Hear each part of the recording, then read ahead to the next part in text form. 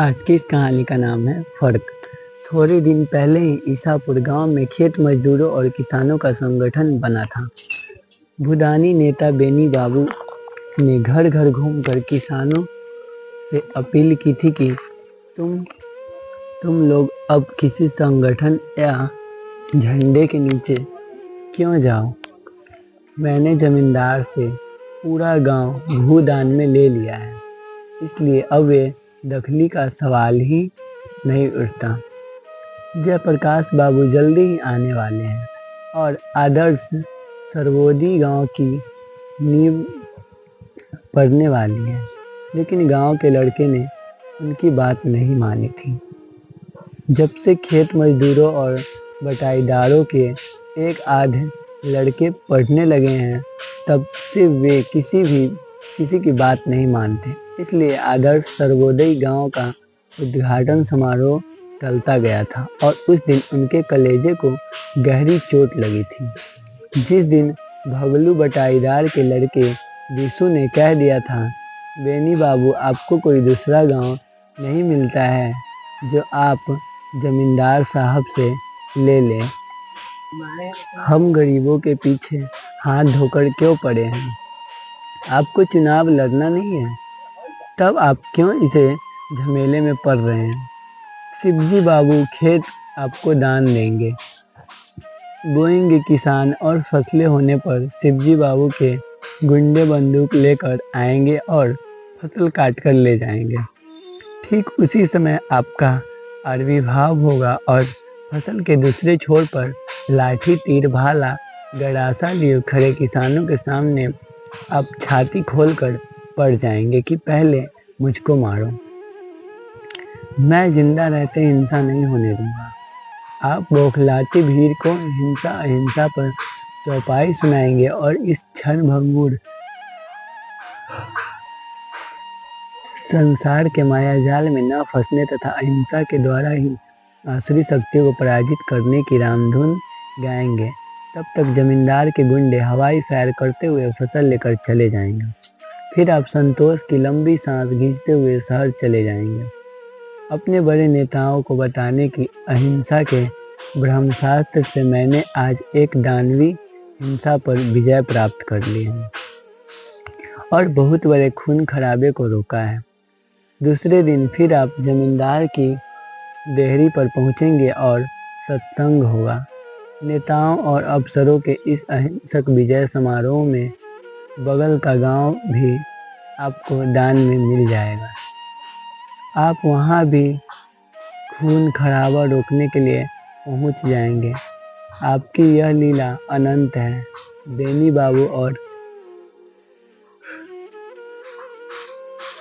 इस अनंत की चक्की में हम गरीब पीस गए हैं। आप हमें क्षमा करिए। हम गरीबों को हमारी हिंसा पर छोड़ दीजिए। कम से कम अपनी फसल की रक्षा ही हम कर लेंगे, जिससे साल भर भूखे मरना नहीं पड़ेगा। इस लड़के ने उनकी आत्मा हिला दी थी। बेनी बाबू अगर गलती से भी उस गांव से गुजरते तो लड़के भूदानी जा किनारे लगाकर चिढ़ाने लगते थे। विशु भगलू बटाईदार का लड़का है। भगलू अपना पेट काट कर विशु को पढ़ा रहा है। विशु के साथ इसी गांव के 2 लड़के और हैं जो पढ़ रहे हैं। बेनी बाबू ने थाने भर में कह दिया है कि ईसापुर के कच्ची उम्र के लड़कों में दायित्वहीन उत्साह है। वहाँ के बड़े बूढ़े उन्हें रोकते नहीं। किसी दिन सब भारतीय आदर्श उस गांव में धराशायी हो जाएंगे, तब हम क्या कर सकते हैं। हमारी जन्म जन्म की साधना पराजित हो जाएगी। यह कर्मभूमि मरण भूमि में बदल जाएगी। यह सब मुझसे नहीं देखा जाएगा। मैंने उस गांव में जाना छोड़ दिया है। अब उस गांव में उन तत्वों का आवागमन प्रारंभ हुआ है जो उपद्रवी हैं, हिंसा में विश्वास करते हैं। ईसापुर गांव में अब प्रभात फेरी नहीं होती है। शाम को लाल झंडा लेकर जुलूस निकलता है। जो नारियां एक दिन भी प्रभात फेरी में नहीं आई, रामधुन नहीं गाया, वे जुलूस में जा रही है, इकबाल गा रही है, धर्मचर्या के बदले विलास होता है। बजरू अहीर जो भैंस चराता था और समझाता था कि 1.5 गज चौड़ी भैंस की पीठ ही पृथ्वी की चौड़ाई है, जिसकी दुनिया सिमट कर भैंस की पीठ पर चली गई थी, वह अब नेता बन गया है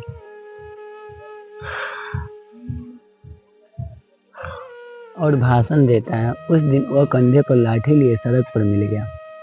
मैंने कहा, बजरू, यह लाठी लेकर घूमना अच्छी बात नहीं है।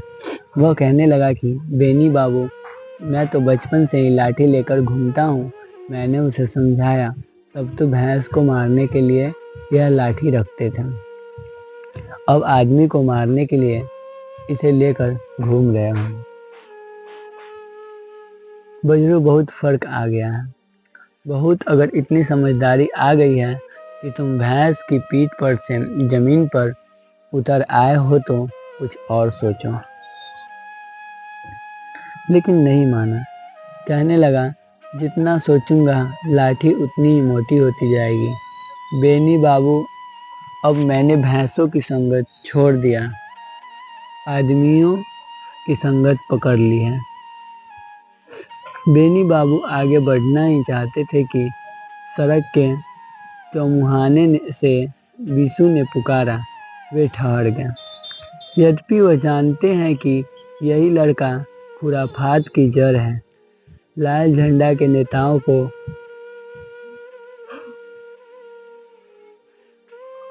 बुला लाता है और कहता है कि खेत मजदूरों का नेता खेत मजदूर ही होगा, कोई भूदानी या ज्ञानदानी नहीं। इसलिए उसने बजरू चरवाहे को नेता बना दिया और ग्वाला कुल में हलचल मचा दी।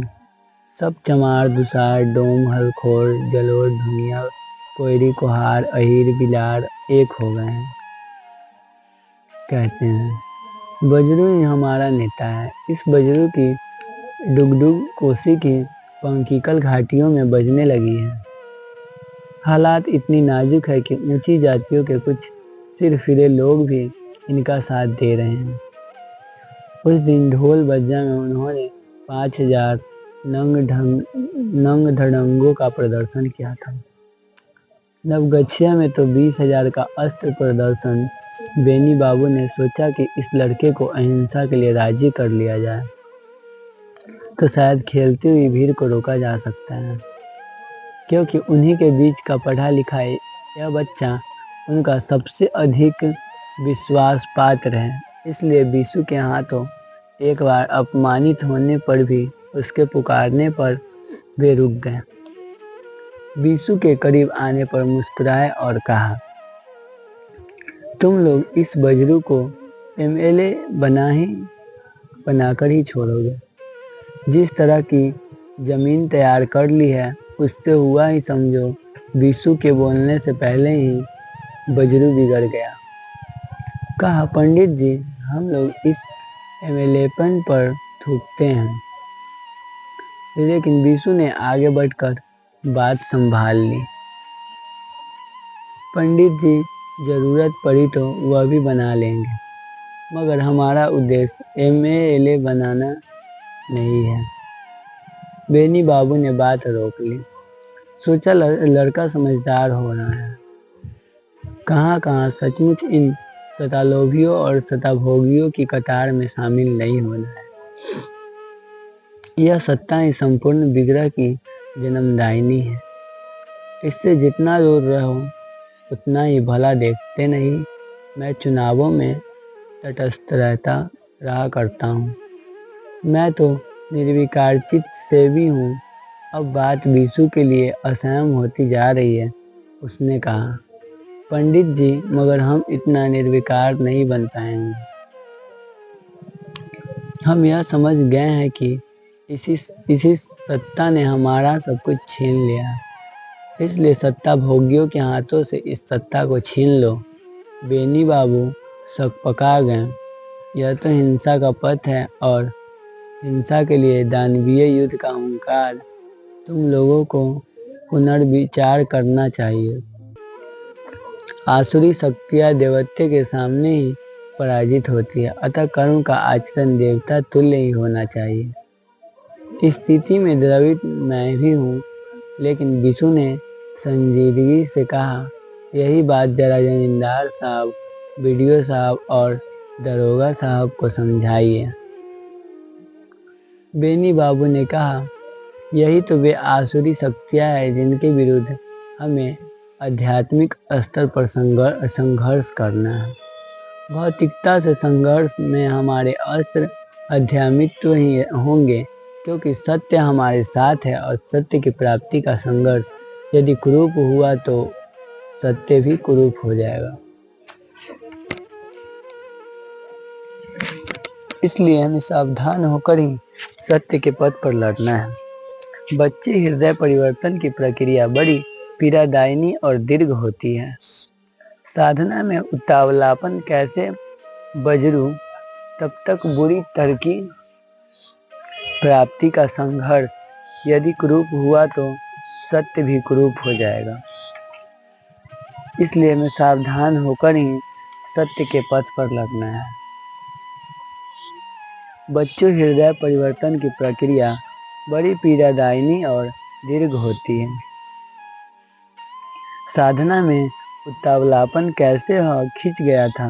भूदानी जी, यह सतफत अपनी झोली में रखिए, हमको भरोसा अब अपनी लाठी पर है। जाकर उस जमींदार से के बच्चे कह दीजिए हम उसकी एक नहीं चलने देंगे। हमने 200 बीघे जोत लिए हैं, धान भी काटेंगे, उनको आप अहिंसा पढ़ाइए। वह हमारा धान लूटने आएंगे तो कोसी बहेगी खून की। हम किसी को मारने नहीं जा रहे हैं, लेकिन हमें कोई मारने आएगा तो हम उसे छोड़ेंगे नहीं। इन बातों से बेनी बाबू को पसीना आ गया। सोचने लगे कि हमारी साधना भूमि छूटी जा रही है। अगर यही हाल रहा तो आश्रम वन भूमि होगी। जब मनुष्य से वितृष्णा हो जाती है तो आदमी खूंखार जंतुओं के सहवास में जलवास चला जाता है। लेकिन बीसू को सामने खड़ा देखकर उन्होंने वनवास की कल्पना त्याग दी और बजरू भी अपनी लाठी पटकता वहां से चला गया। बेनी बाबू ने समझाया कि जो हिंसा वातावरण पर चढ़ आई थी वह उतर गई है। बीसू से पूछा, अच्छा, वह जहर वहर की क्या बात है? बीसू बताने लगा, हमने तो ऐतराज किया है, मगर गांव के बूढ़े उछल। उन्होंने समझा कि बहुत दिनों के बाद गांव में मिठास की हवा बही है। 3 दिनों तक हमारे प्रबल विरोध के बावजूद बूढ़े को दावत स्वीकार कर ली। अंडे चढ़ते गए, भोग बनने लगा, लेकिन यह खबर भी फैल गई कि बीसू नहीं खाएगा। भोज के एक दिन पहले रात को जब बजरू काका के दरवाजे से अपने घर जा रहा था तो रास्ते में एक सफेद छाया ने मुझे रोक लिया। अंधेरे में चेहरा तो मैं नहीं पहचान सका, मगर आवाज पहचान ली। उसने मुझे रोक कर कहा, बीसू, सुना है तुम नहीं खाओगे, यह बहुत बुरा होगा। व्यवहार में होगा यह कि मौके पर आधा गांव नहीं खाएगा। शायद मैं खा भी लेता और मर भी गया होता, लेकिन आप तो जानते हैं भोज चाहे जमींदार का ही हो, कारिंदे तो हमारे ही लोग होते हैं। इन मौके पर यह खबर फैल गई कि मुझे जो शरबत दिया जाएगा उसमें जहर होगा। फिर क्या था, पूरी बात ही रह गई। कोई भी खाने नहीं गया। गांव की औरतें सिर पीटने लगी। उस दिन हमारी माओ ने हमें आंचल में छिपा लिया था, यह कहकर कि सांप ने डस लेना चाहा था। क्या सच है? मुझे उसने कुछ लेना देना नहीं है। मैं तो सिर्फ इतना जानता हूँ कि एक विशद दानवीय पंचतंत्र हमारे खिलाफ चल रहा है। यह जहर उसी की एक बूंदी थी, लेकिन पंडित जी, आपकी हिंसा की कसौटी पर यह जहर किस ओर जाता है? उसने बिना खून खराबे के मुझे खत्म करना चाहा था। बेनी बाबू ने बीसू को कोई जवाब नहीं दिया। हरि ओम भगवान रक्षा करे। जहाँ मैंने 20 वर्षों तक तपस्या की, मेरी इस कर्मभूमि की यह दुर्दशा। और वे आकाश की ओर देखते हुए वहां से चले गए। बरसात शुरू हो गई थी। कोसी की बेगवती धारा में इलाका डूबता जा रहा था। धान की फसल भी डूब रही थी। किसानों ने किसान सभा के नेतृत्व में 200 बीघे जमीन पर कब्जा कर खेती शुरू की थी। दिन रात का पहरा खेतों पर लगा हुआ था। बेनी बाबू सांपों के उत्पात से गांव छोड़कर शहर चले गए थे और शहर के आश्रम में ही रह रहे थे। उन्हें गांव से जो खबर मिलती थी वह संघर्षों की होती थी।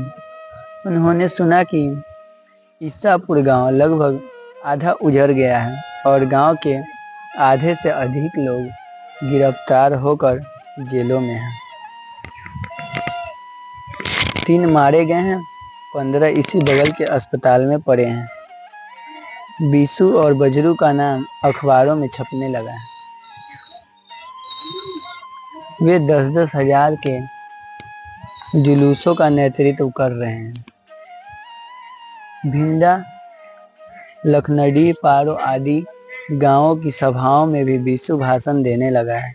जमींदार लोग भी जोगबनी और किशनगंज के इलाके से ट्रक से आदमी ला रहे हैं। किसानों ने ऐलान कर दिया है कि अब हम मुंसिफी मुकदमा लड़ने शहर नहीं जाएंगे, सिर्फ फौजदारी लड़ने जाएंगे। बेनी बाबू गठिया रोग से पीड़ित हो गए। दिन रात की बरसात में उनके शरीर की गांठों में सर्दी समा गई है। वे अब चलने फिरने से भी लाचार हो गए हैं। दंत कथाओं के नायकों की तरह कहानी सुनते हैं। बीसू कोसी की कीचड़ भरी कगारों पर बरसात में 10-10 कोस तक पैदल चलता है और दूसरी सुबह किसी गांव में जबरिया कब्जा करो अभिमान का नेतृत्व करता है। बेनी बाबू के गठिया का दर्द दिन ब दिन तेज होते जा रहा था।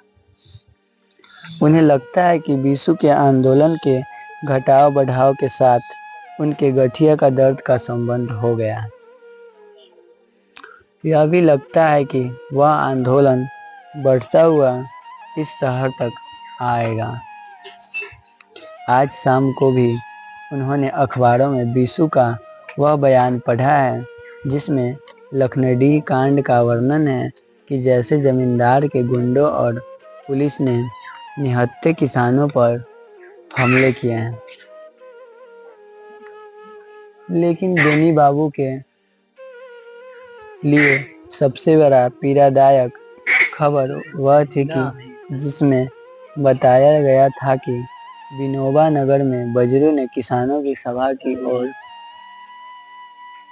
और सरमस्त प्रस्ताव पास कर विनोबा नगर का नाम लाल नगर रख दिया गया है और ब्रजेश बाबू की उस भूमि पर भी उन्होंने हल चला दिया। जिसका दान नहीं किया गया था वह पीड़ा तब तक बढ़ जाती है जब उन्हें याद आता है कि ब्रजेश बाबू उनकी असहयोग आंदोलन के सहयोगी थे। युद्ध मार्चों से आने वाली खबरों की तरह ही चौंका देने वाली खबरें कोसी की हरी वादियों से रोज रोज आ रही हैं।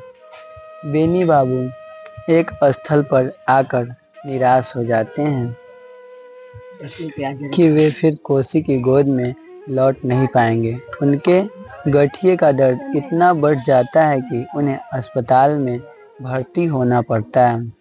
वहां जाकर वह देखते हैं कि कई परिचित चेहरे घायल अवस्था में पड़े हैं। वे उनसे कहते हैं कि मैं चल फिर सकता तो तुम लोगों की सेवा करता, पर लाचार हूँ। मेरे हटते ही कोसी का पवित्र जल लाल हो गया है।